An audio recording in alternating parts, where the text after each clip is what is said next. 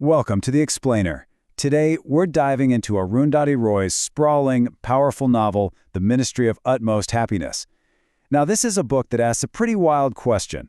What if the safest place in a completely broken world was actually a graveyard? How to tell a shattered story. This quote from the book is, well, it's pretty much the key to the whole thing. Roy's answer suggests that to understand a fractured world, you can't just tell one person's story. You have to piece together a mosaic of lives, histories, and even objects to see the full picture.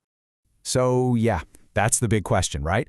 In a world that feels like it's constantly falling apart, how is utmost happiness even a thing you can talk about? The novel's answer is really surprising, and it starts in a very, very unusual place. Okay, so the novel's main setting is a graveyard in Old Delhi. Yeah, a graveyard, a place for the dead. But for the characters in this book, it becomes the ultimate sanctuary for the living. It sounds kind of grim, but stick with me. The community of outcasts who end up living there, they call it the Jannat guest house.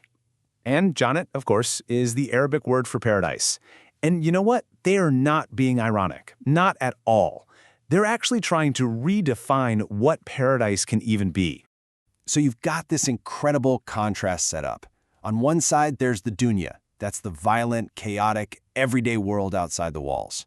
And on the other, you have Jannat, this little bubble of safety and coexistence they've managed to build for themselves, right in the heart of all that chaos. And this conflict, this tension between the outside world and their inner sanctuary, it's perfectly mirrored in the novel's main character, Anjum. For her, the battlefield isn't just out there. It's literally inside her own body.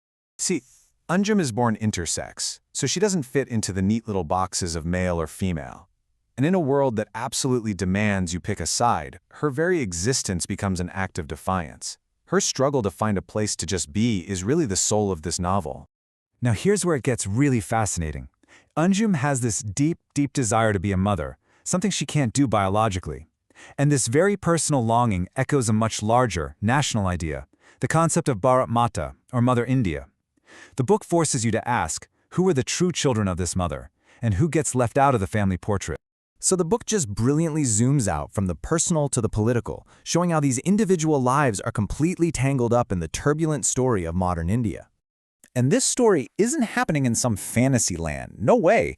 It is set right against the backdrop of real, messy, historical events, like the long-running conflict in Kashmir or the huge anti-corruption protests that swept Delhi. These aren't just footnotes. They're the storms that shape these characters' lives. I mean, just take the Shiraz cinema in Kashmir. It was once this vibrant cultural hub, a place for dreams and stories. Then, it gets shut down during the conflict and turned into a military interrogation center. A place of dreams becomes a place of nightmares. It's just a gut punch.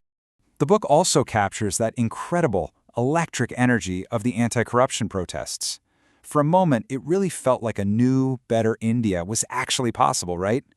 But it also looks back with a really critical eye and asks a tough question. So, what did all that hope and unity actually achieve in the long run?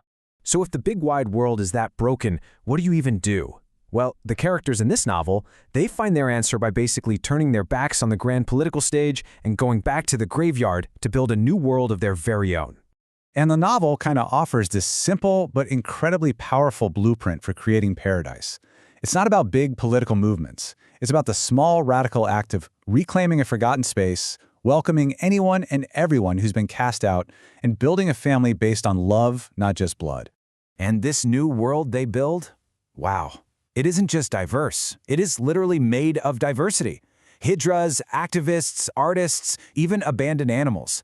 Everybody finds a place here. It's a messy, chaotic, and absolutely beautiful ecosystem of the rejected. So, after all of that, what is this utmost happiness the title talks about? Well, the novel suggests it's not some grand destination. It's not about winning a war or reaching enlightenment. It's found in the small, everyday moments of hope and connection. And at the very heart of this new world is an abandoned baby found at a protest site. The entire community adopts her, and she ends up with what the book calls 6 fathers in 3 mothers. She is their hope for the future, a new generation raised by this beautifully unconventional family. And then, in one of the most surprising and perfect moves, the book finds a final symbol of hope in the humble dung beetle. Yeah, I know, a dung beetle. But think about it. It's a creature that works with what the world throws away. tirelessly creating value from waste. It's a perfect metaphor for the residents of the Janat guest house.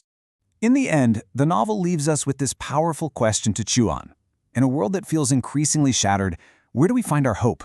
And maybe the answer isn't waiting for some big savior.